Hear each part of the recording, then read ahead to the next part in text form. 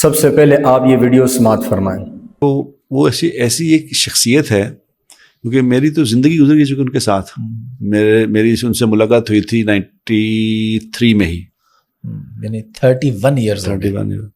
اب 93 سے آج تک یعنی یہ ہے کہ وہ ہم اسی طرح ہمارے محبت میں اضافہ ہی ہوا، کم نہیں ہوئی، لیکن مجھ پہ انہوں نے جس لیول کی محنت کی تھی نا، اس لیول کی محنت دوسرا بندہ نہیں کر سکتا۔ کیا مطلب کہ میں واقعہ بتا دیتا ہوں آپ کو، اس سے آپ کو لگے گا کہ ہاں اس نے محنت کی جی۔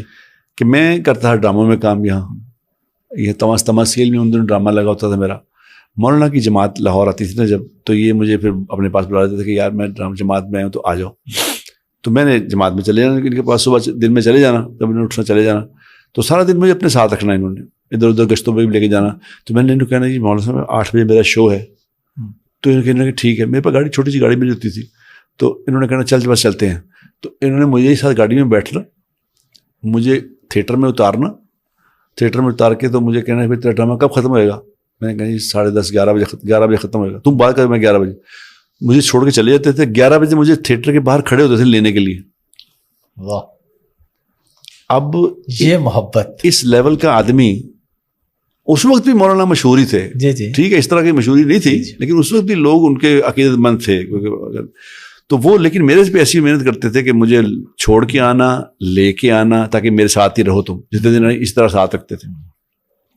تو جب ان سے یعنی عقیدت جو ہے وہ جب فرینکنس میں بدل گئی، دوستی ہو گئی، تو میں نے ان سے جب بیان سنتا تھا، میں نے کہا مولوی صاحب آپ آرٹسٹ ہیں؟ کیا بکواس کرتے تھے، میں آرٹسٹ ہوں؟ میں اپنا اللہ کی بات کرتا ہوں، آرٹسٹ کیا مطلب؟ میں نے کہا نہیں، میں آپ کو آئی مین اٹ۔ کہتے کیا مطلب تم؟ میں آپ کو بتاتا ہوں کہ آرٹسٹ آپ کیسے آرٹسٹ ہیں۔ کہتے تم کیا بتاؤ کیسے آرٹسٹ ہوں میں کہا جی آپ کو اصل میں آرٹسٹ وہ ہوتا ہے جو پہلے بات کو خود فیل کرے، خود فیل کر کے لوگوں کو پھر وہ فیل کروائے۔ ایک بات کا میں خود مزہ نہیں لے رہا، میں اس کو خود انجوائے نہیں کر رہا، تو آپ کو کیسے کراؤں گا، لوگوں کو کیسے کراؤں گا؟ تو انہوں نے کہا کیا مطلب؟ میں کہا مطلب اس کا یہ ہے کہ دیکھو ایک عام مولوی صاحب ہیں، وہ بیان کریں گے قرآن میں کہیں گے یا عبادی الذین اسرفوا، کہ میرے بندو تم نے اپنے اوپر کو گناہ کر لیے ہیں تو میں بڑا معاف کریں گا، اور سیدھی بات کریں گے، ختم ہو جائے گی بات۔ اب آپ جب بات کہیں گے تو آپ کیا کیسے کہیں گے؟ میں کیسے کہوں گا؟ تو میں کہ جب آپ کہتے ہیں نا، تو آپ کہتے ہیں کہ اللہ قرآن میں ارشاد فرماتے ہیں یا عبادی، اے میرے بندے، اے میرے بندو۔ میں کہ یہ جو مزے آپ لے رہے ہوتے ہیں، یہی مزے لوگوں کو بھی آ رہے ہوتے ہیں، کیونکہ آپ لے رہے ہوتے تو لوگوں کو آ رہا ہوتا ہے۔ بالکل بالکل۔ تو وہ یہ مزہ لے کے لوگوں تک ڈلیور کرنا، اس کو آرٹسٹ کہتے ہیں۔ کہتے یار تیرا بیڑا ترے، تو میں نے نہیں گل دس دیتی ہے کہ میں بھی آرٹسٹ ہوں۔ پھر میں ان کو نا یہاں پہ ان کی جماعت آئی ہوئی تھی، یہ ریگل میں جو مسجد ہے نا، ریگل چوک میں جو مسجد شہید شہدا یا کیا، اس مسجد میں جماعت ہے۔ تو میں نا ان دنوں میرا ایک ڈرامہ چل رہا تھا، اس میں رنگیلا صاحب مرحوم ہوتے تھے، وہ کام کر رہے تھے۔ تو رنگیلا صاحب کو میں نے کہا جی آپ کو آج ایک بہت بڑے ولی آئے ہوئے ہیں، ان سے ملانا ہے، تو آپ کو لے کے چلتا ہوں۔ تو انہوں نے کہا کیڑا ولی آیا ہے؟ وہ ذرا بالکل ایسے فری آدمی تھے۔ میں کہا نہیں چلے، میں چلتے، آ گئے میرے ساتھ۔ تو وہ مولانا کا بیان تھا، تو مولانا نے بیان، تو وہ کچھ صوفے موڑا سے بیٹھ کے انہوں نے رنگیلا صاحب نے بیان سنا، سارا کوئی 1.25 گھنٹے 1.5 گھنٹے کا بیان تھا۔ تو 1.5 گھنٹے کے بیان کے بعد میں نے کہا جی آپ کو کیسا لگا رنگیلا صاحب؟ تو انہوں نے بڑے اچھے ایک لفظ میں بڑا کمال کا کمنٹ دیا، انہوں نے کہا کہ کاریگر آدمی ہے۔ میں نے مولانا کو کہا، میں کہا مولانا یہ رنگیلا صاحب کو آپ جانتے؟ رنگیلا کہتے ہنسی تھے، مولانا کہا ہم تو اس کے فین ہیں رنگیلا صاحب، جب ملایا تو مولانا کہا ہم تو آپ کے فین ہیں صحیح صاحب۔ تو میں کہا جی انہوں نے آپ کے بارے میں کمنٹ دیا کہ آپ کاریگر آدمی ہیں۔ ایک ہی لفظ کافی ہے اس بات کے لیے کہ ڈائریکٹ ہٹ کرتے ہیں کاریگر ہونے کا مقصد۔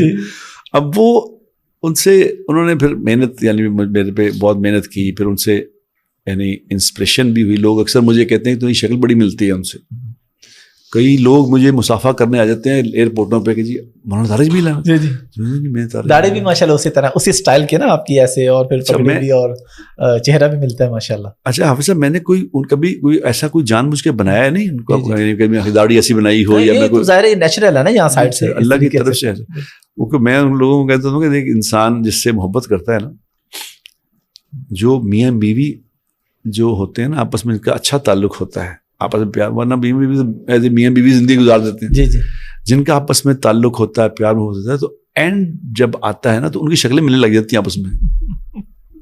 اگر آپ نے اس پہ غور کیا ہو نا تو لوگ بعد میں کہتے ہیں یار ان سے پین پڑھا لگنے لگ گئے. تو آپ کتنے عرصے بعد نکلے پھر یہاں سے, یعنی مولانا سے آپ کا تعلق بھی بن گیا, آپ سٹیج بھی کر رہے تھے ابھی, تو اس کے بعد کتنا ٹائم لگا؟ مولانا نے کبھی ڈائریکٹ آپ کو کہا کہ بھئی یہ کام چھوڑ دو؟ نہیں, مولانا نے نہیں کہا.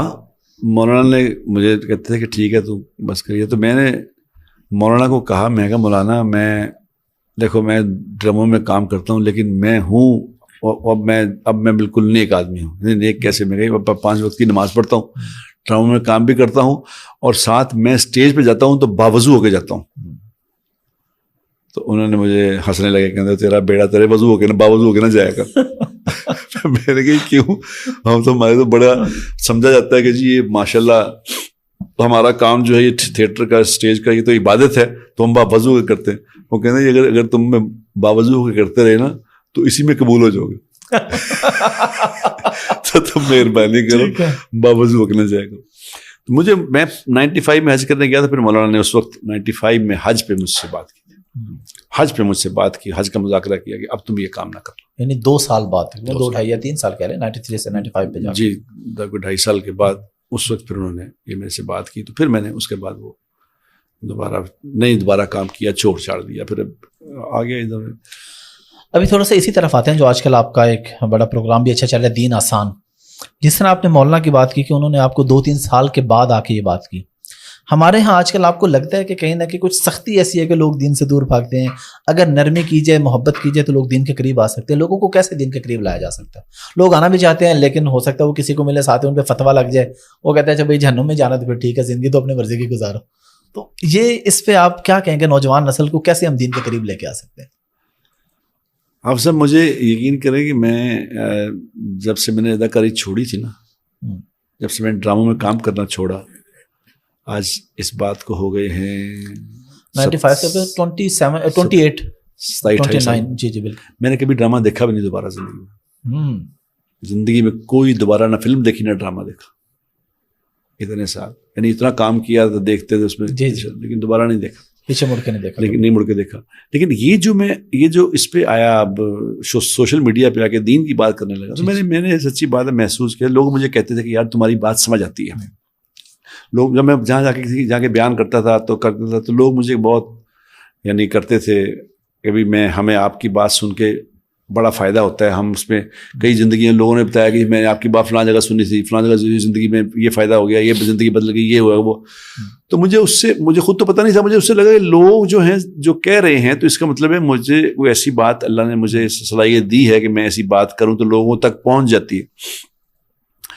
تو میں نے پھر یہ سوچ کے کہ بھی اب بیان تو کرنا ہوتا ہے, ہمارے تو 25-30-50 آدمی بیٹھے ہوتے ہیں, تو بات لوگوں تک کیسے پہنچے. تو یہ میڈیا میں نے پھر پوچھا مفتی تقی عثمانی صاحب دامت برکاتہ سے, میں نے پوچھا کہ جی میرا اس طرح لوگ مجھے کہتے ہیں کہ میری بات میں اللہ نے اثر ڈالا ہوا ہے, تو میں بات کیا کروں.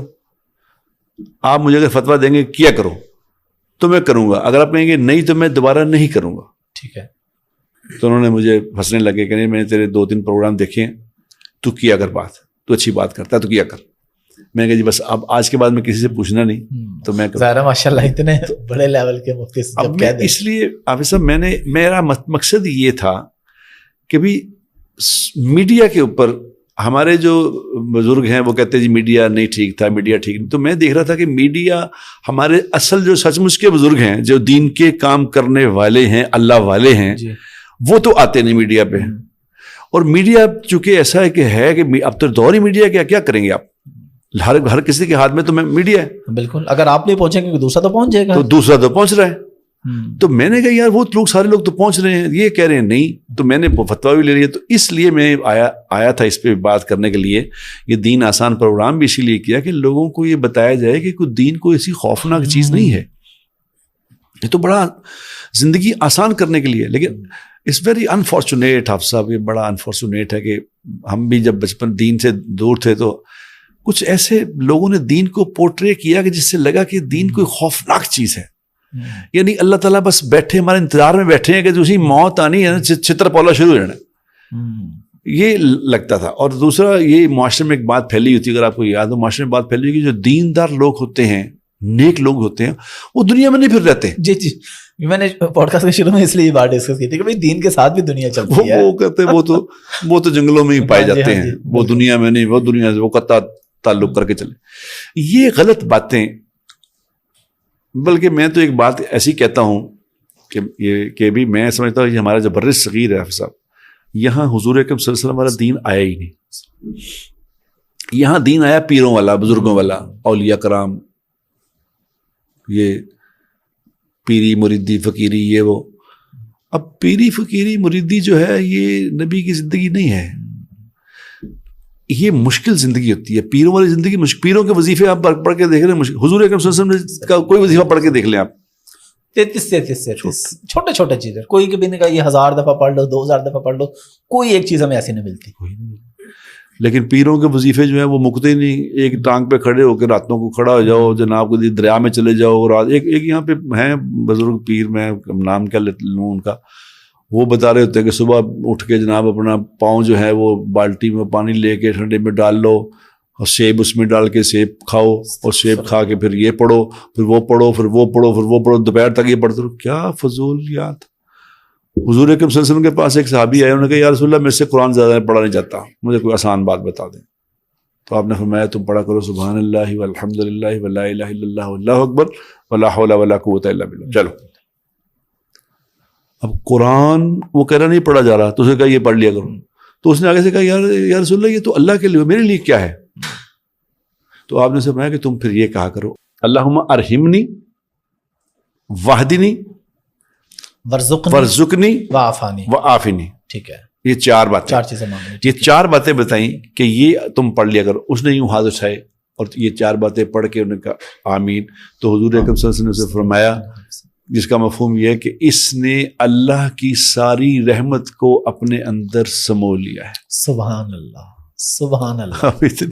مطلب دین اتنا آسان ہے جو ہم بات کر رہے ہیں. لوگوں کو ایسا لگتا ہے کہ بس کسی سے بات کرنی ہے, اس نے فوراً چہرے پر داڑھی رکھ لینی ہے, سر کے جو اوپر ٹوپی یا پگڑی سجا لینی ہے, پینٹ شرٹ اتار کر سنت کے مطابق لباس پہن لینا ہے. ایسا کبھی بھی نہیں ہوتا.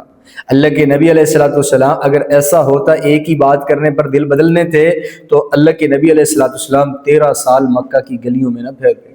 حضور 13 سال پہاڑیوں میں لوگوں کو دعوت دے رہے ہیں, میدانوں میں, صحراؤں میں, گلی جماعتوں میں, گھروں میں, ہر جگہ پر حضور دعوت دے رہے, لوگوں کو اللہ کی طرف بلا رہے ہیں. 13 سال مسلسل دعوت دینے کے باوجود بھی ابو جہل کو ایمان کی دولت نصیب نہ ہوئی. تو مولانا طارق جمیل صاحب دامت برکاتہم العالیہ, یہ جو بھی دائی ہیں, دعوت کا کام کر رہے ہیں, لوگوں کو اللہ اس کے رسول کے قریب کرنے کی محنت کوشش کر رہے ہیں, اس کا ایسا مطلب نہیں ہوتا کہ ایک ہی دفعہ دعوت دی اس کا دل بدل گیا. بار بار ملاقات ہوتی ہے, بار بار اکرام کیا جاتا ہے, تحفے تحائف دیے جاتے ہیں, تب جا کر ایک زمانہ وقت لگتا ہے, دل بدل جاتا ہے. پتھر ہے, پتھر اس کے اوپر ایک دم کولر پانی کا اڈیل دو, اس کو ذرا فرق نہیں ہوگا. ایک ایک قطرہ گرتا رہے اس پتھر کو بھی سوراخ کر دیتا ہے. جنید جمشید مرحوم شہید کے بارے میں کیسی وصولی کی مولانا طارق جمیل صاحب نے. فرماتے ہیں وہ سٹیج کے اوپر گانا گاتا تھا, ہماری گاڑی اس کے پیچھے سٹیج کے لگتی تھی, گانے سے فارغ ہوتا 3 دن کے لیے چلا جاتا, گانے سے فارغ ہوتا 3 دن کے لیے چلا جاتا. لگاتے لگاتے ایک وقت ایسا اللہ نے دل بدلا, ایک وقت ایسا آیا کہ ایسی توبہ کی کہ سبحان اللہ.